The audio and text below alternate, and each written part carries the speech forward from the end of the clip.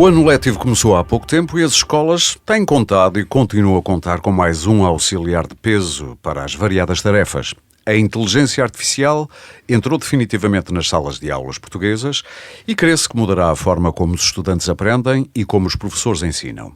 Enquanto os alunos têm hoje à sua disposição diferentes plataformas de inteligência artificial, e a partir de agora vou começar a dizer IA, como o ChatGPT, que sugerem uma aprendizagem colaborativa e exploratória, com feedback automático e individualizado aos seus trabalhos académicos, já para os professores crê-se que as vantagens da IA se centrem no auxílio à gestão no contexto da sala de aula, aliviando quer a sua carga burocrática, quer administrativa.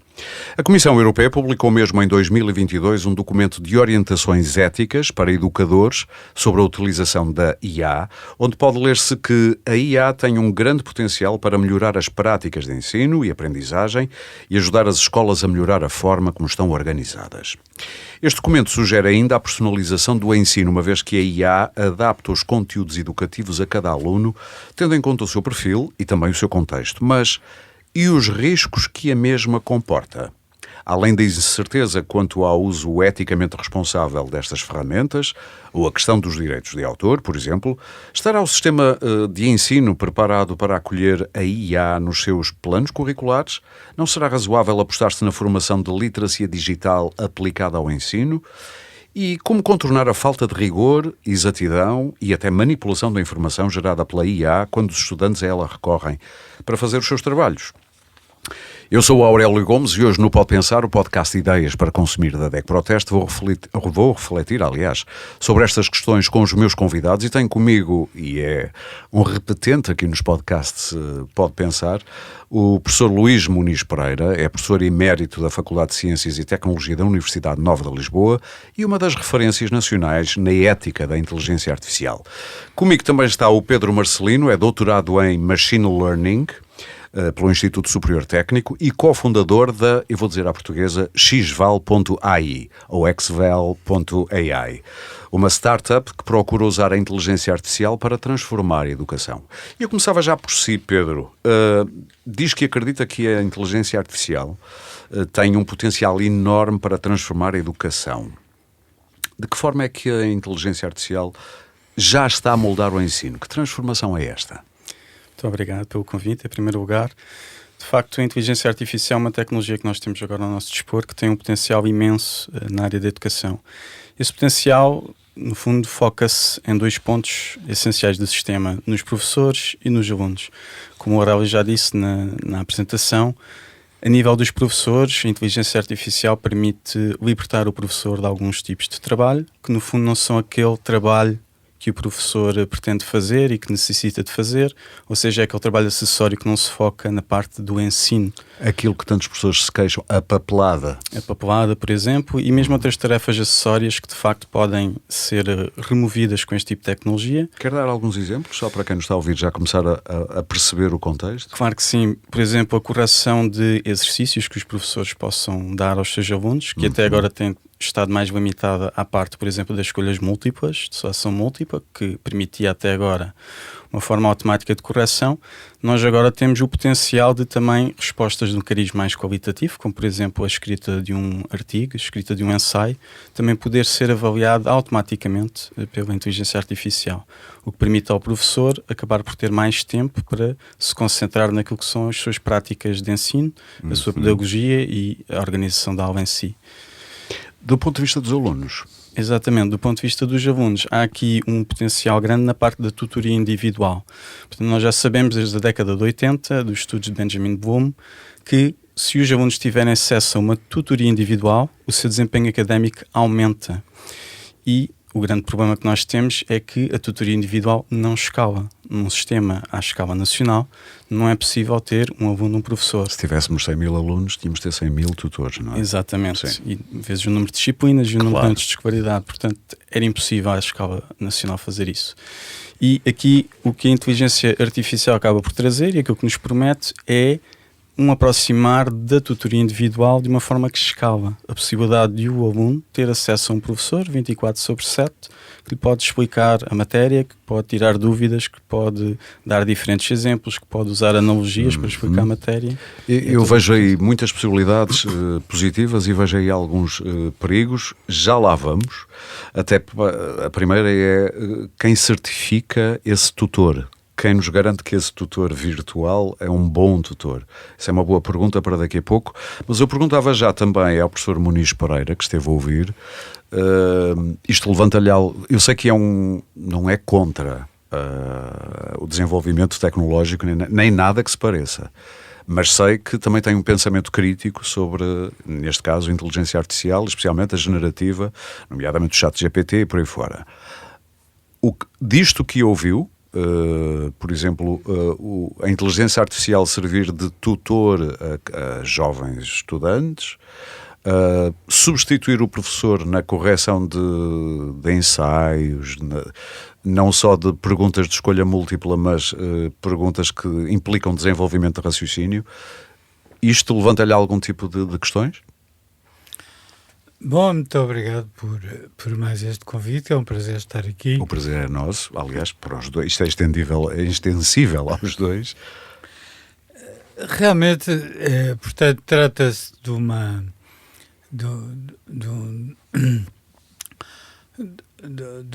novo contexto, de um novo desafio, em trabalho ainda, mas posso dizer que, por exemplo, a Inglaterra, a começar já em setembro, a empresa Sabre Wings, não é, já está a utilizar a inteligência artificial na prática em todas as disciplinas nucleares do seu programa durante um ano, mas para alunos de 15 a 17 anos.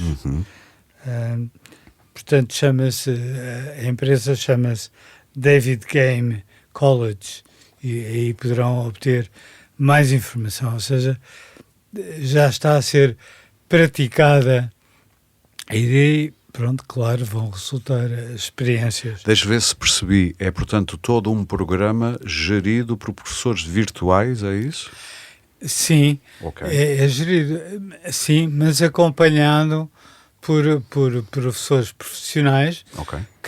Cada turma tem 20 alunos e tem 3 professores profissionais que estão a acompanhar o desenvolvimento individual de cada aluno. Ou seja, possibilita cada aluno ter o seu próprio desempenho, a sua própria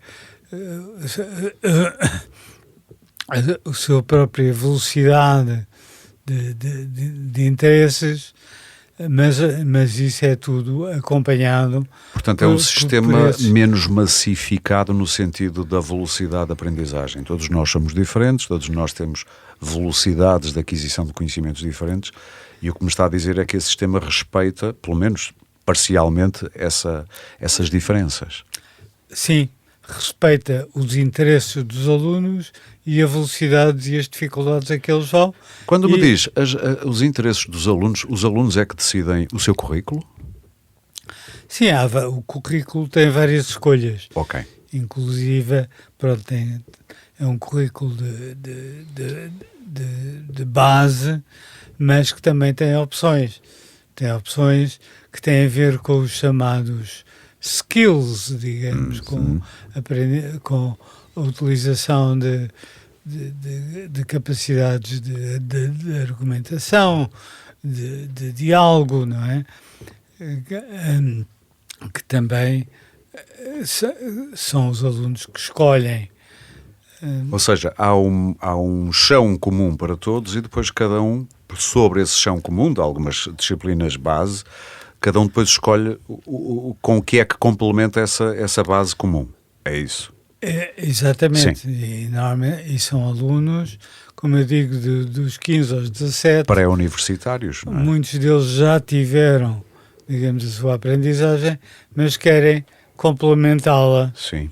O que é importante nisto é que vai entrar de facto em efeito agora em setembro. Os alunos podem se inscrever para isso.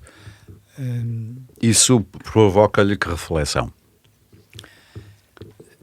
Pronto, é importante que se façam estas experiências sobre estas possibilidades novas, mas não deixa de haver o professor que acompanha. Aliás, os alunos têm que diariamente estar no campus. Sim. Não estão à distância. Não é diferente do ensino à distância, exatamente. Sim. Se forem ver, portanto, é isto que eu digo, o David Game College no Reino Unido, claro, poderão ver os pormenores que eu agora aqui não tenho tempo de dizer. Mas não vê riscos associados a essa prática, só vê vantagens?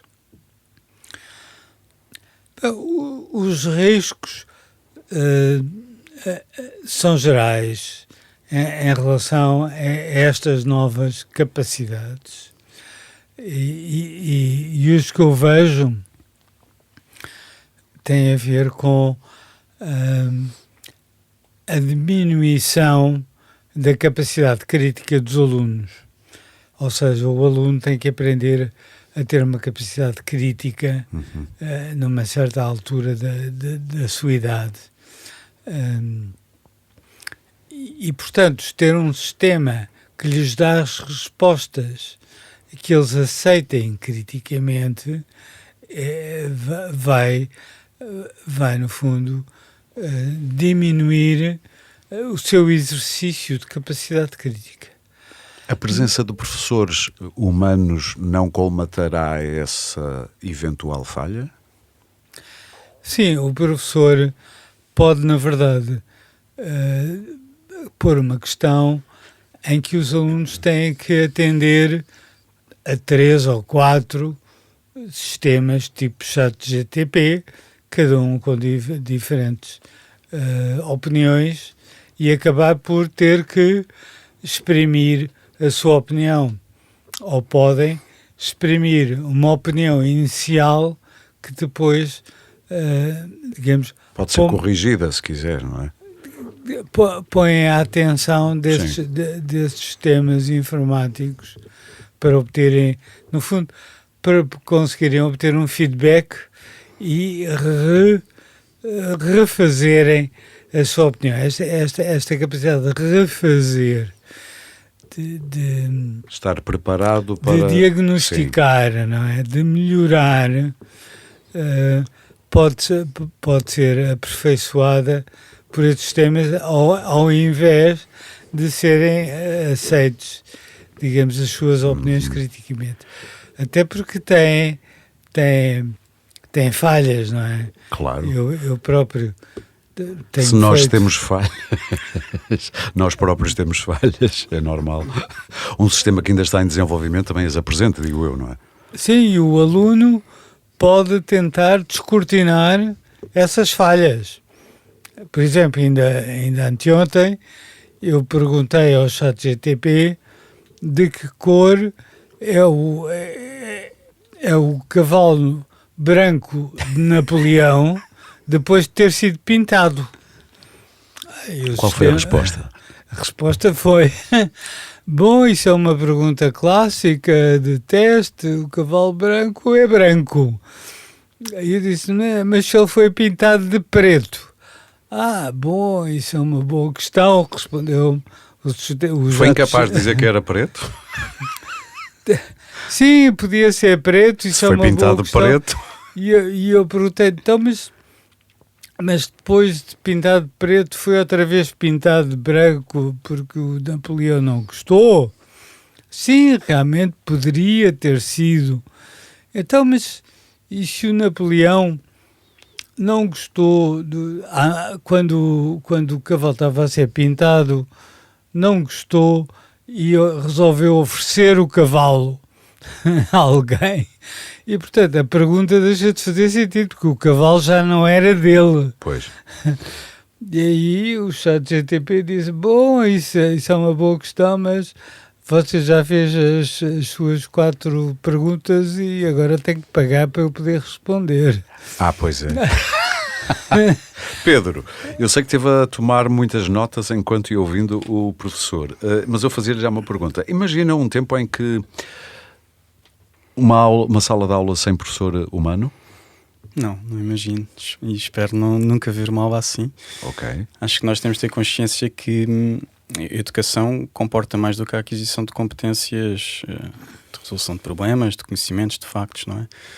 A educação em si é também importante para nós termos uma forma de transmitir a própria cultura, o saber estar, e também para transmitir alguns princípios de carácter moral, portanto o saber ser. Portanto a escola, a educação tem aqui 3 papéis. E a informática e a ética e moral não casam, não é? São temas que são sempre muito difíceis de conjugar. E, portanto, eu penso que não faz sentido, e acho que é um pouco senso comum, ninguém imagina uma criança passar 12 anos de escolaridade em frente a um computador. Mas todos nós, se pensarmos nesta imagem, temos noção que alguma coisa não está certa.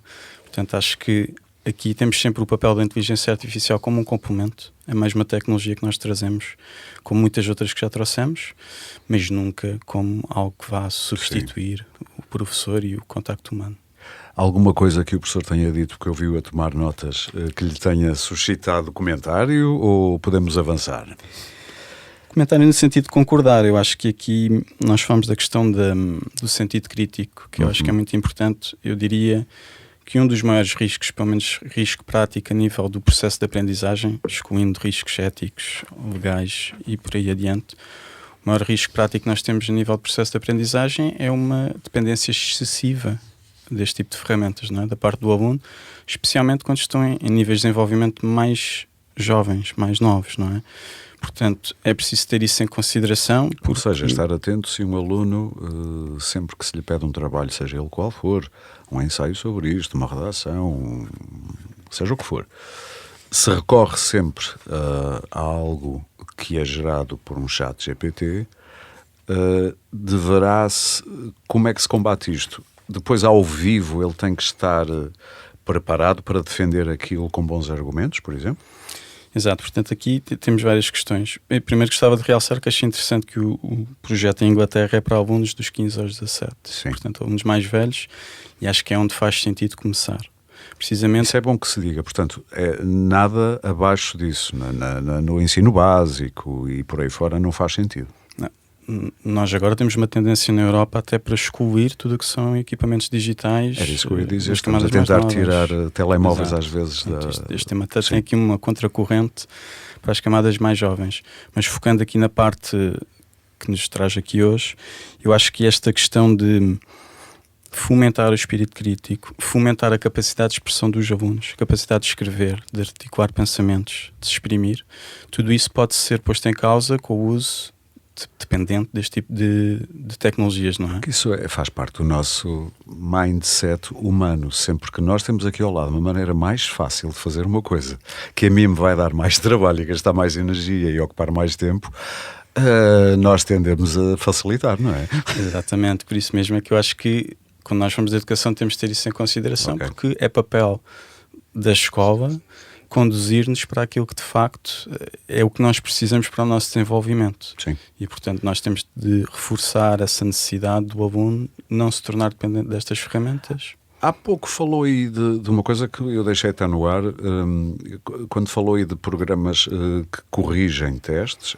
facilitando a vida ao professor, e se num primeiro momento faz sentido nas respostas de escolha múltipla, porque isso é fácil de programar, para quem sabe, claro, no que toca já a uma resposta daquilo que nós chamávamos no meu tempo pergunta de desenvolvimento, em que nós éramos convidados a desenvolver um tema da matéria, obviamente, e tínhamos que escrever um arrazoado de ideias por ali abaixo. Quando me diz que o software já pode fazer essa correção, quem é que valida isso? Isso agora depende de como o software for montado, não é? Ok. Portanto, o software pode ser adaptado para cumprir determinadas regras. Por exemplo, quando nós utilizamos o ChatGPT e fazemos certo tipo de perguntas e ele diz-nos que não pode responder porque a pergunta não é eticamente correta ou porque o tipo de informação é nocivo, isso acontece porque alguém programou o ChatGPT para isso. Claro. Da mesma forma, nós podemos adaptar os modelos para eles cumprirem certos critérios de verificação de um texto, por exemplo. Mas nós sabemos, desculpe interrompê-lo, mas nós sabemos que o ChatGPT comete erros, às vezes tem acesso, porque a informação está por aí nas bases de dados, tem acesso à resposta correta e mesmo assim responde mal, nós sabemos incorretamente uma pergunta. Como é que podemos confiar que ele vai fazer uma boa correção de um teste, por exemplo? Exato, portanto aqui o termo técnico é fazer, por exemplo, uma solução possível seria fazer o que nós chamamos fine-tuning, que é Um afinamento do modelo, exatamente. E como é que isso se faz? Nós damos um conjunto de exemplos específicos e o modelo fica afinado para ter o melhor desempenho nesses exemplos. Vamos imaginar o Exame Nacional de Português, 12º. Sim. Imaginemos que temos para corrigir 15.000 exames, nós podemos, por exemplo, corrigir 1.000, e esses 1.000 são corrigidos por professores.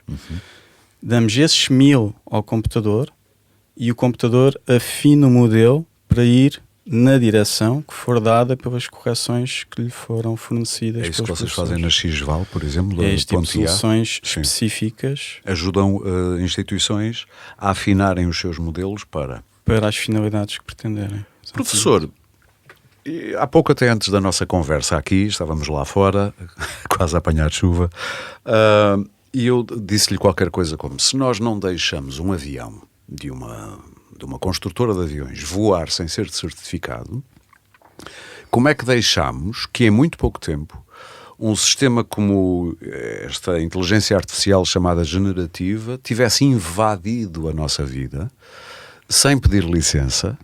Nós fascinámos-nos todos muito facilmente, mas dado que ela tem um potencial tão bom como tão perigoso, isto não devia estar mais regulado por entidades públicas, políticas? O que é que lhe parece?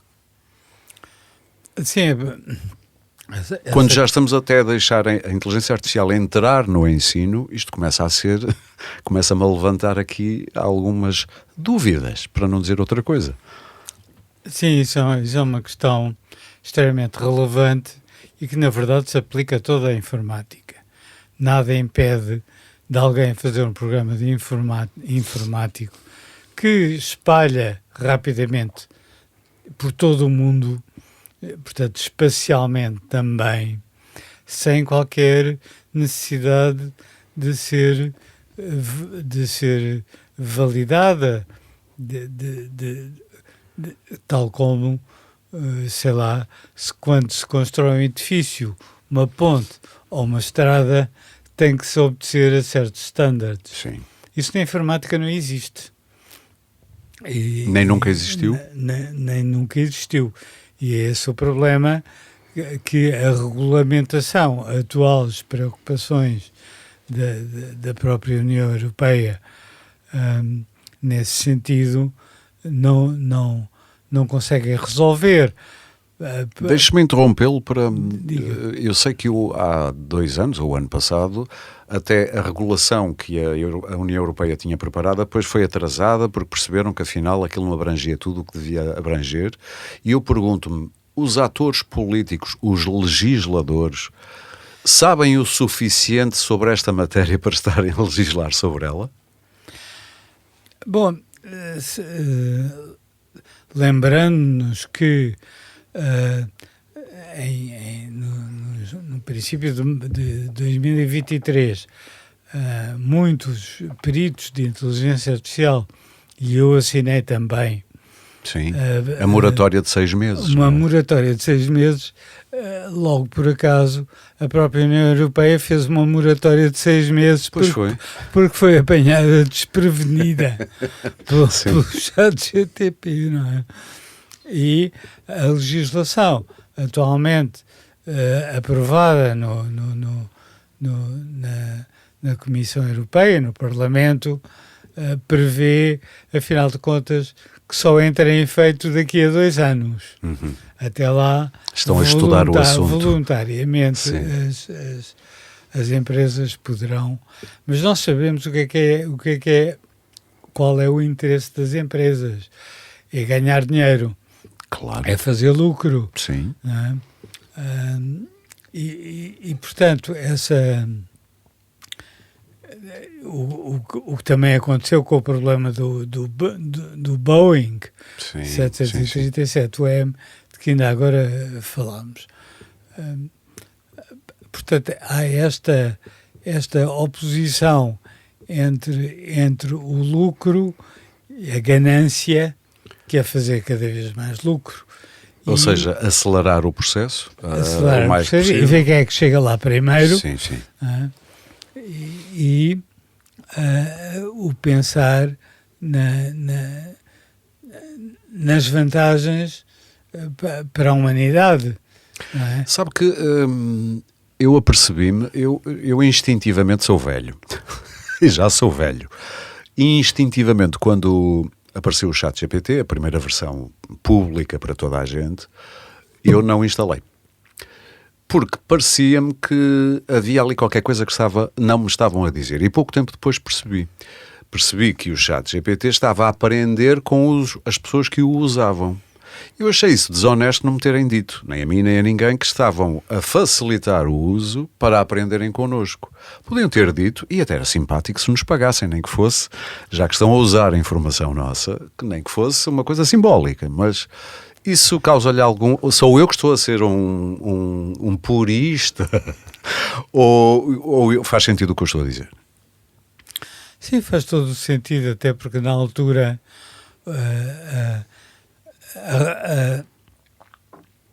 Mas ninguém se chateou, toda a gente colaborou com isto alegremente. sobretudo as pessoas do Quénia. Do Quénia? Do Quénia, porque falam inglês e eram pagos miseravelmente para, digamos, verificarem que certas respostas do ChatGPT tinham que ser eliminadas. Juntavam duas coisas, eram baratos porque eram em África, africanos, mas falavam inglês, o que dava jeito. Sim, É isso? Exatamente. E pronto, isso continua a fazer-se com pronto, este tópico leva-nos também ao tópico do neocolonialismo cultural, quer dizer, o ChatGPT funciona em várias línguas, mas não todas. Sim. E não todas as africanas, certamente. Claro. E mesmo na Europa, o grego continental é diferente do grego cipriota. Sim. Não só em alfabeto, como, Nem precisamos ir como tão gramática. longe. Não precisamos ir tão longe. Em português funciona, mas em mirandês de certeza que não funciona, não é? E em brasileiro e em português. Ou seja, quando Sim. eu faço uma pergunta em grego, julgo que estou a interrogar toda aquela documentação, toda a base de dados de documentação grega, mas não estou. Só a continental. A cipriota está excluída e colegas meus cipriotas fizeram então um ChatGPT com essa documentação deles e pronto, e a resposta é bem diferente. Mas está-me a dizer não é? isso porque o futuro pode ser de uma espécie de dominação da cultura dominante sobre todas as outras e vamos ficar todos muito parecidos a pensar e a consumir da mesma maneira? Sim, de propósito. A própria Mais homogéneos. A propósito, a OpenAI abriu um concurso para que investigadores como eu, mas eu não concorri, desenvolvessem processos de argumentação de tal maneira que se há duas pessoas a utilizar o ChatGPT com opiniões diversas, o próprio ChatGPT dá respostas para as conciliar, para uniformizar opiniões. Não é? estamos aí, pronto, aí lembramos Para estarmos todos de acordo. 1984. Aí a nova língua. E a nova língua do Orwell, não é? Sim. E portanto, de facto, há esse perigo, essa tendência de uniformização e deixar de fora outras culturas. Ouça, eu não vi muita gente. É que depois isto parece que alguém nos está a impor alguma coisa à força, e não é à força. Eu vi toda a gente que eu conheço a colaborar alegremente, mesmo depois de saberem que estavam a ser cobaias do ChatGPT, continuaram a colaborar e a usar, sem isso lhes pôr nenhum tipo de problema, chamemos-lhe ético, para não dizer outra coisa. Não se sentiram usados, que é o mais engraçado. E eu senti-me, por isso é que eu não usei. Sim. Isso já diz alguma coisa do ponto em que nós estamos enquanto seres humanos, ou já estou eu também a querer ser catastrofista demais? Não está, digamos, a tendência é essa. Não devemos é? ser mais exigentes com quem nos está a sacar informação importante?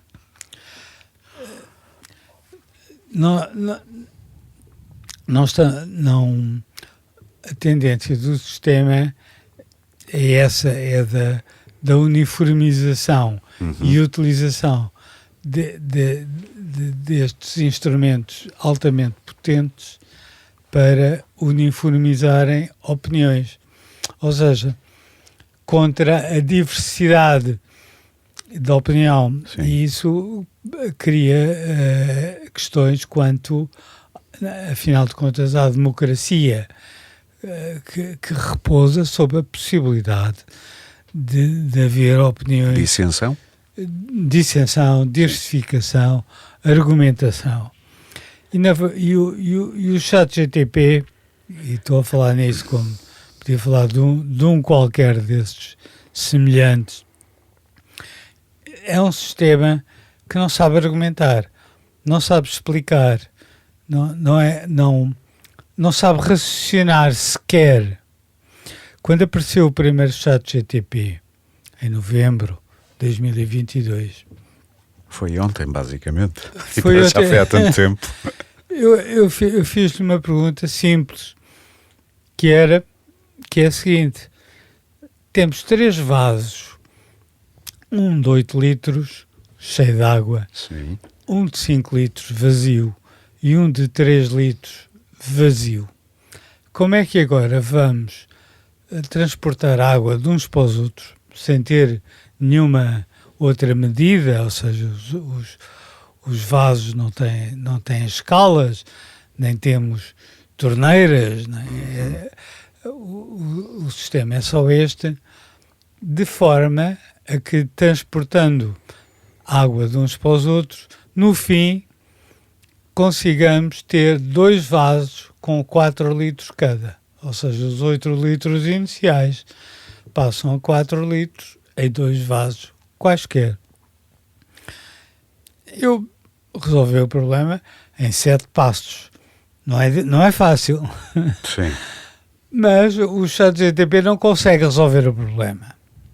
Isso para dizer que ele não raciocina. Isso. Não raciocina, apesar de tudo. Se esse que problema se já diz, tivesse sido resolvido e estivesse disponível a resposta na base de dados a que ele tem acesso, ele saberia dar-lhe uma resposta, mas não era por raciocínio. não. Era porque tinha onde ir buscar a resposta. É isso que me está a dizer, não é? Sim. Exatamente.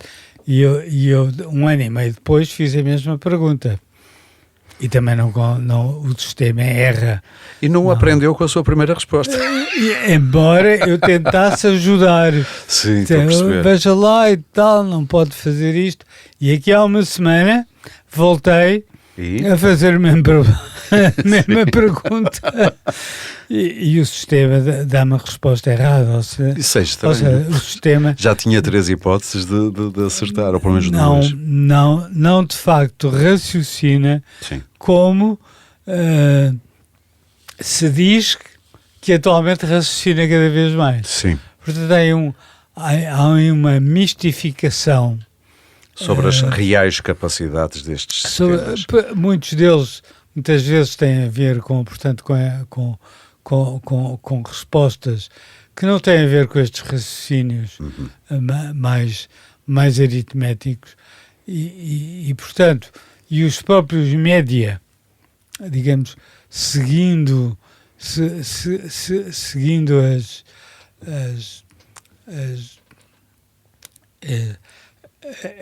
estas como é dizer, tendências?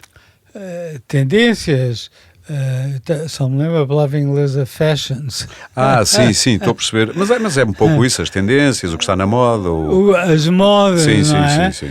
Repetem estas frases. Estas frases. E levam-nos ao engano, de algum modo. Exatamente.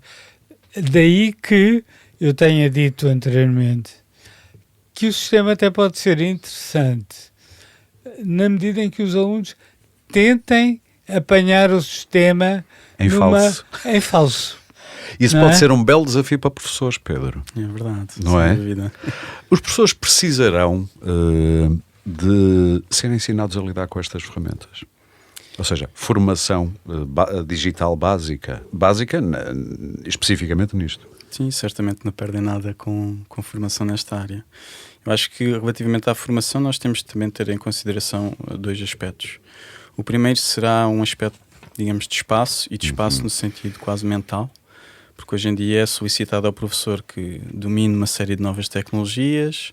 Nós temos um tecido de professorado envelhecido, apesar de tudo. Exatamente, e nós temos de ter compreensão, temos de perceber que a introdução destas novas tecnologias e uma pressão para as aprender não só gera uma ansiedade, como depois também tem de ser conjugada com um currículo que os professores têm de fazer ao longo do ano. Sim. Para passar aos seus alunos, que têm de ensinar. Isto é mais uma camada de ansiedade. Exatamente. Daquelas vidas complicadas. Portanto, temos aqui um problema de espaço que é preciso resolver para depois podermos ter uma formação eficaz. Antes de avançar, na sua prática tem tido já contacto com professores? Qual é a receptividade? Primeiro estranha-se, depois entranha-se, como diria o poeta. Sim. Quando começam a perceber que pode facilitar? Exatamente. Eu acho que tem havido uma evolução. Inicialmente eu sentia uma aversão ao tema. Só de ouvir o nome, o professor já estava contra. Quando entrava na sala para explicar, lá vem ele. Exatamente, porque eu já sabia que depois aquilo só servia para os alunos fazerem os trabalhos, etc. Sim. Mas com o passar do tempo, os professores têm não só assimilado, eles têm entendido que é uma realidade, como também têm entendido que conseguem, se calhar, tirar proveito dele. Aparecem pessoas como eu, só lá vem você vender esta coisa que nos vai dominar a todos, aquelas coisas. Os catastrofistas. Os professores são sempre uma camada profissional muito respeitosa, portanto não se dirigem assim. Sim, claro, eu estou aqui a fazer uma caricatura, obviamente. Mas, em geral, eu penso que se nós tivermos a possibilidade de conversar com eles e de explicar o que é que está em jogo, eles até aceitam. Este tipo de inteligência artificial usada em contexto de educação funciona melhor em determinados currículos do que noutros. Por exemplo, filosofia. É fácil meter aqui, sendo a filosofia um terreno tão escorregadio no bom sentido. Há tantas nuances, tantos autores, tantos pensamentos difíceis, diria eu, de reduzir a uns e zeros. Percebem onde eu quero chegar? Há outras, como as ciências exatas, a matemática, talvez a química e até outras, em que talvez seja mais fácil. Percebem onde eu quero chegar? Ou isto é terreno igual para a inteligência artificial? Acho que aqui temos alguns aspectos interessantes. Em primeiro lugar, a finalidade será sempre diferente. Eu diria que a aplicação que eu vou fazer numa disciplina como matemática é diferente da aplicação que vou fazer numa disciplina como filosofia. São programas ou história. diferentes e afinados de maneira diferente. Exato. Por exemplo, vamos só para dar um exemplo. Em história, uma aplicação interessante, na minha opinião, seria, em vez do aluno escrever um texto sobre os soldados romanos, o aluno entrevista um soldado romano. Faz a entrevista com o ChatGPT ou uma tecnologia equivalente, faz de conta que és um soldado romano e responde, vamos conversar. E o ChatGPT responde de acordo com a informação disponível hoje em dia sobre os soldados romanos. Sobre os que ele vai gerar sobre soldados romanos, sendo que depois o aluno pode fazer uma verificação com outras fontes e ver onde é que foi em falso, onde é que não foi. Em matemática, uma aplicação seria totalmente diferente. Seria, por exemplo, pedir à tecnologia para ajudar a guiar na resolução de um exercício ou para explicar algum passo. Portanto, aplicações diferentes.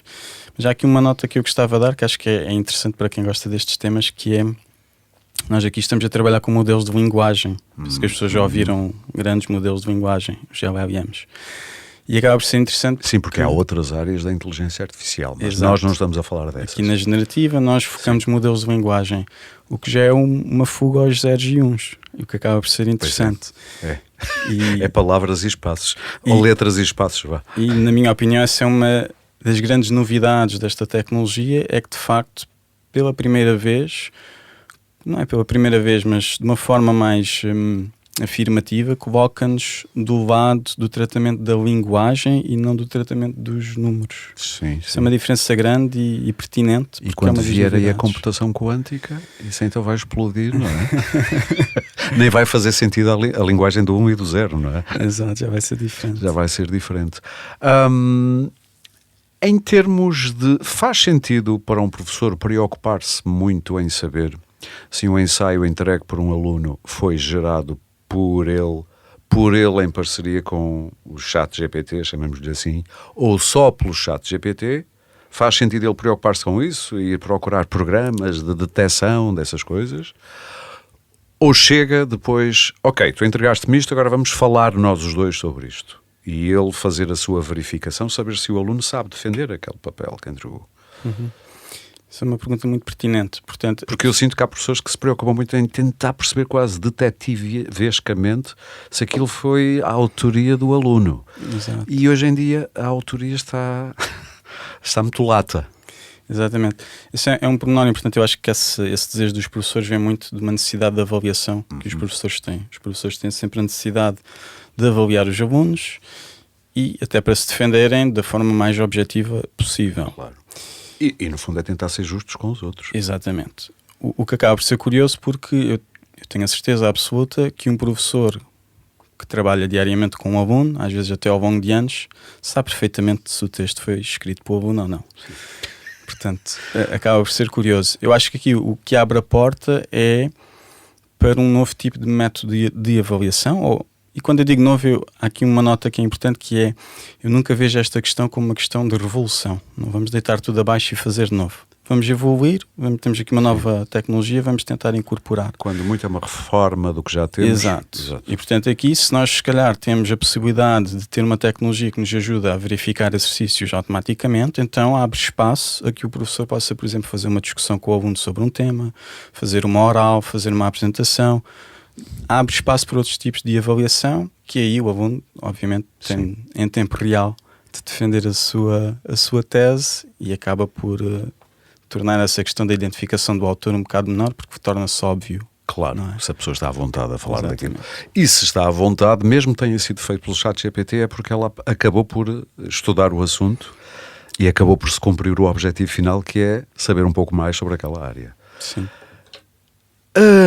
Isto é uma pergunta que eu nem sei como é que lhe é de pôr, professor, porque, quer dizer, saber sei, mas queria pô-la de um modo simples.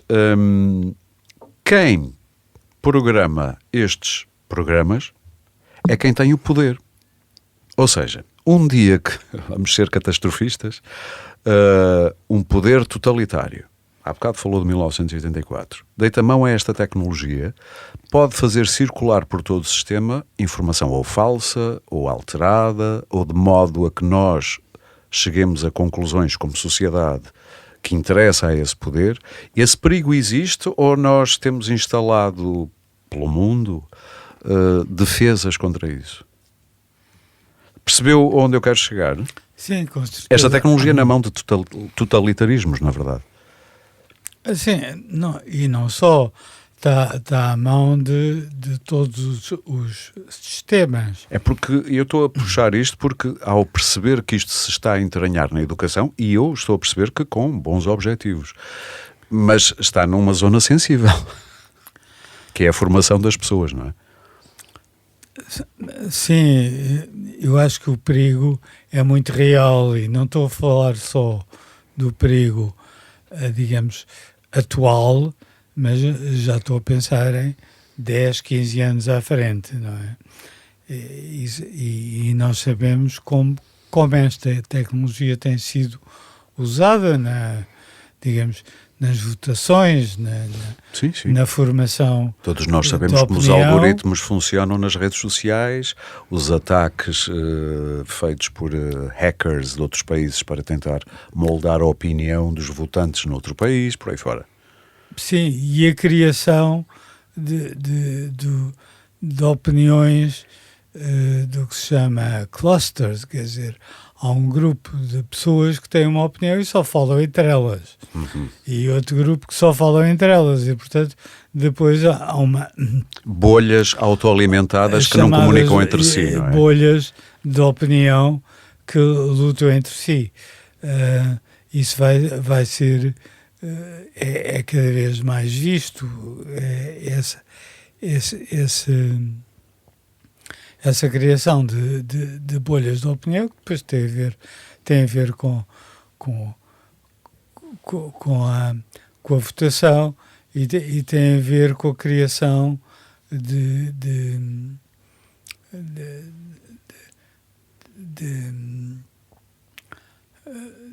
falsos perigos, não é? Estou a perceber, ameaças inventadas para levar as pessoas a pensar de determinada maneira. Exatamente. Os populismos fazem muito uso disso, elegem um perigo específico, um inimigo específico e depois é tudo contra aquilo. Pois isso cada vez está a aumentar, essas bolhas de opinião, ao invés ao invés de uma argumentação mais objetiva sobre o assunto. Também gostava de dizer que eu aqui há uns anos estive a ensinar pensamento crítico a alunos, no fundo, de informática. E é para dizer que os alunos dessas ciências, das chamadas STEM, não é? Ciências, tecnologias, matemática, têm tendência, naturalmente, para aceitar o que lhes é dado, porque Por isso é que a eletricidade ciências funciona exatas, assim. não é? Um programa de computador, um compilador, digamos assim, faz-se assim. E não há muito por onde o aluno discutir. Por comparação às ciências humanas e sociais, onde há várias escolas e a discussão é sempre possível. Portanto, o que eu fiz nessas aulas, nas aulas práticas, era pôr grupos de alunos a discutirem entre si.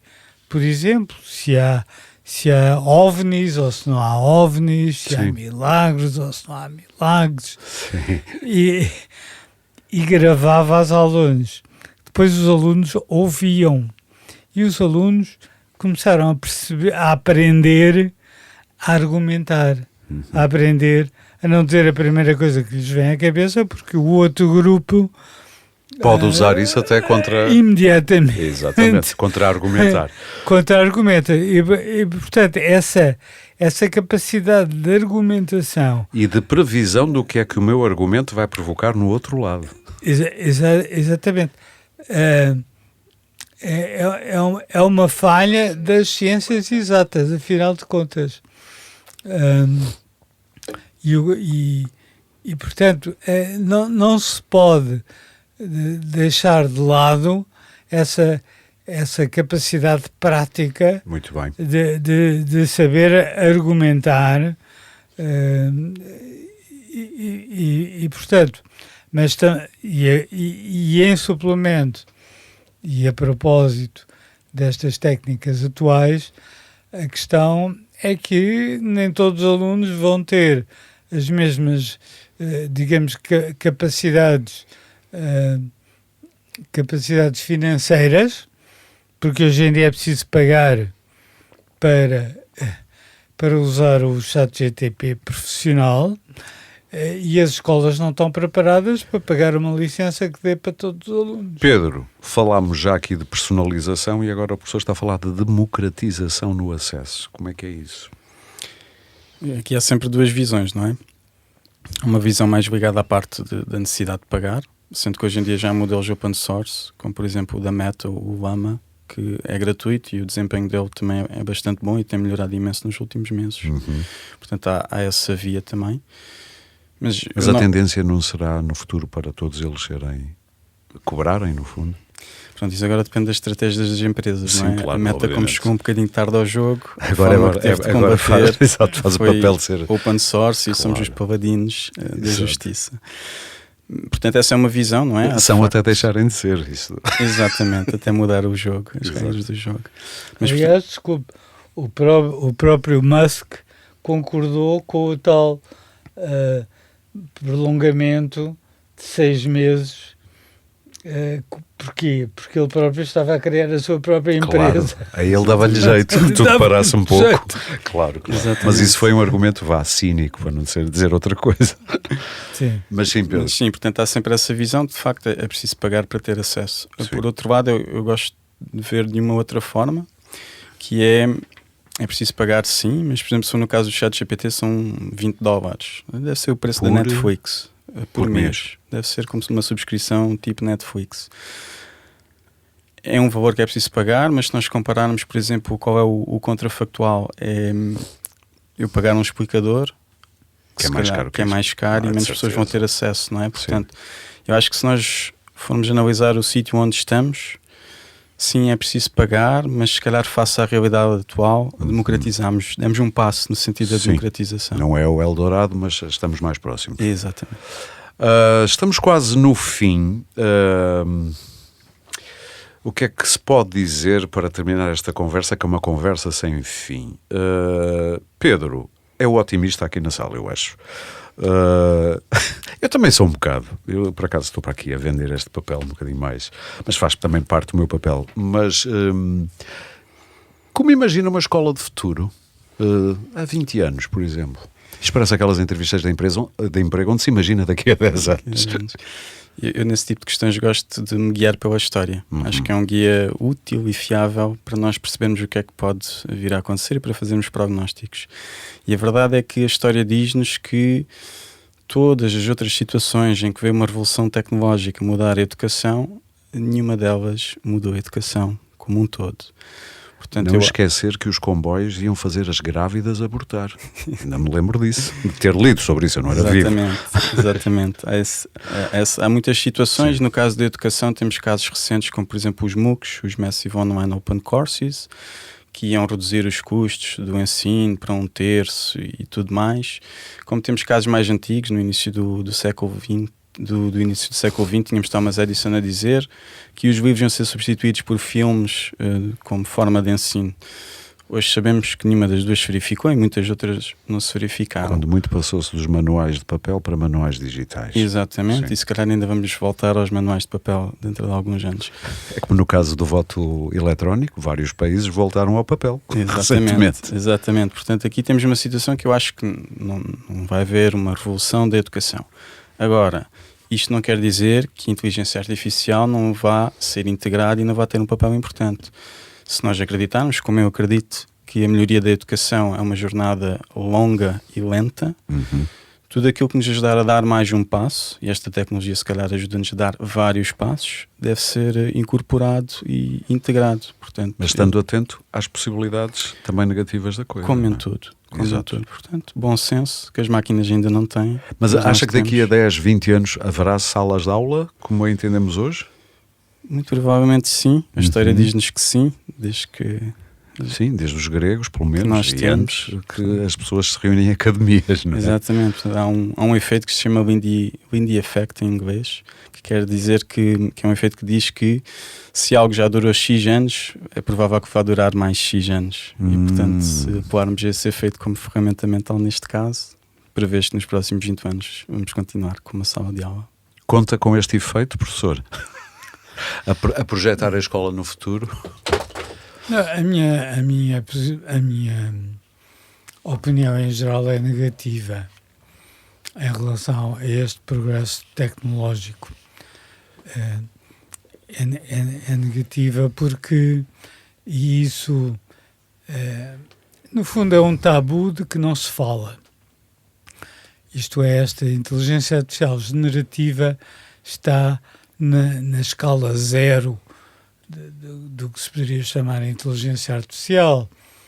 E não passa de 10% do que ainda aí vem de inteligência artificial e que tem a ver com a inteligência artificial ter entrado pela cognição adentro. Isso é que é assustador. É assustador porque a cognição era o nosso monopólio. Era humano. Até agora vai ser cada vez menos e vai haver desemprego, subemprego, e ninguém está a querer estudar quais são as consequências e em casos específicos, por exemplo, cada país... Deixe-me interrompê-lo para dizer uma coisa. A globalização, julga-se, há muita gente que pensa isso, foi responsável por, em muitos países ocidentais, dado o desemprego que ela provocou, o surgimento dos populismos.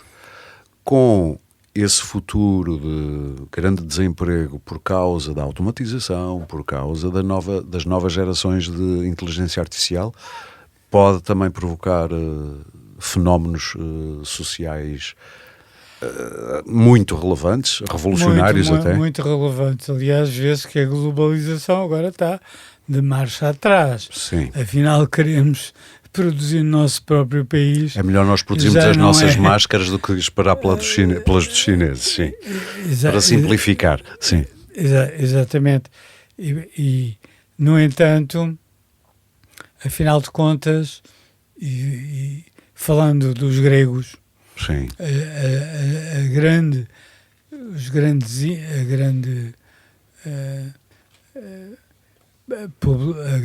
O grande ímpeto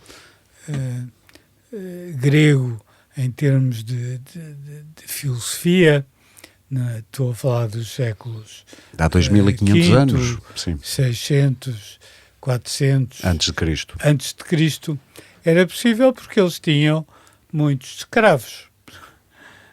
As mulheres eram um deles, os inimigos que eram capturados também eram escravos, sim. Os estrangeiros também eram... já sei onde é que vai ter, as máquinas escravas. Exatamente. As máquinas sim.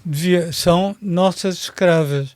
E, portanto, ninguém está a dizer se agora temos estes escravos tão inteligentes e para os quais não temos os problemas éticos que poderíamos porque são ter máquinas. Em relação aos casos anteriores, mencionei, nós devíamos estar a trabalhar menos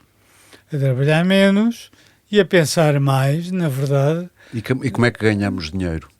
As empresas que fornecem a automatização deviam pagar-nos para existirmos? Ou pagar ao Estado e o Estado depois distribui de outra maneira?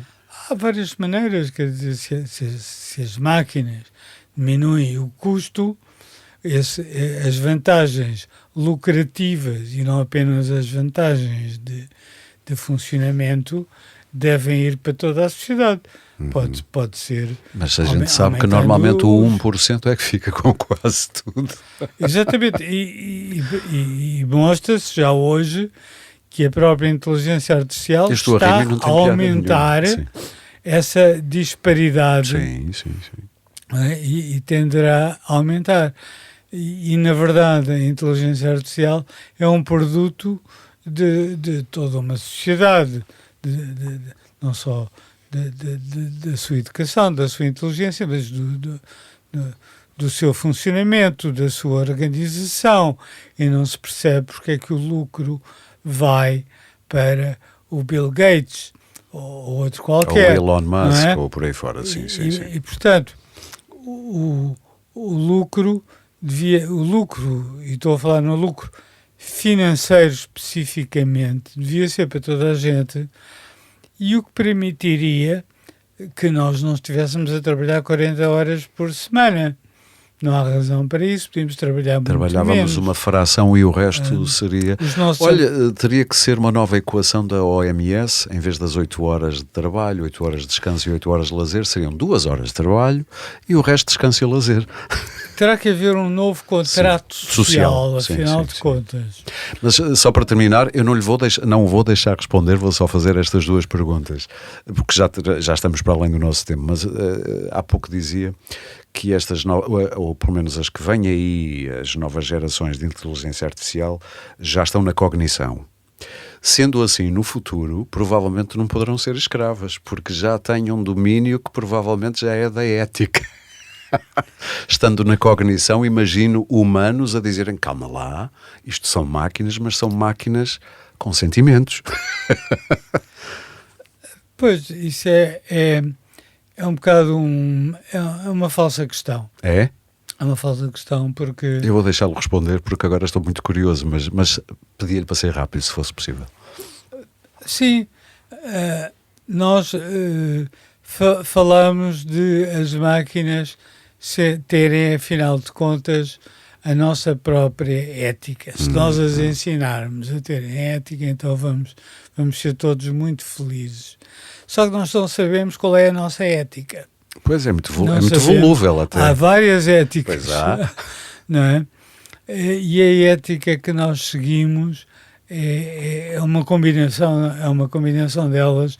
Não só não sabemos bem qual é, nem sabemos programá-la. Eu tenho um livro chamado Máquinas Éticas que explora esse assunto. Isto é quase assunto para um próximo podcast que podemos vir aqui falar de máquinas éticas, que é uma bela conversa porque vem aí no futuro. Sim, portanto, não... Como é dizer? Não há... Nós não estamos a discutir os valores que queremos. Devíamos estar a discutir os valores, a filosofia dos valores, o que é que nós queremos que a sociedade afinal seja, para quem, para quê, a ética, que depois, digamos, concretiza esses valores em justiça, em regras. Não é? Sim. Não vale a pena falar só em vagamente. E depois vem como é que vamos então utilizar a IA para Nesse contexto, sim. para esses valores. Muito e não bem. ao contrário. Claro. E não passar da IA Para os valores. para os valores. Muito bem. Professor Muniz Pereira e Pedro Marcelino, muito obrigado por terem vindo. Foi um prazer discutir estes assuntos e, acreditem, ficávamos aqui muito tempo a conversar sobre estes terrenos tão férteis. Queria também agradecer a quem nos ouviu e quem quiser saber mais sobre este tema pode sempre consultar o site da DEC Proteste em dec.proteste.pt e ali pode consultar vários conteúdos sobre a inteligência artificial e as suas diferentes plataformas. Há também a linha telefónica de serviço de informação da DEC Proteste, que pode e deve ser usada para pedidos de esclarecimento em matéria de direitos do consumidor. Aponta aí 218-410-858.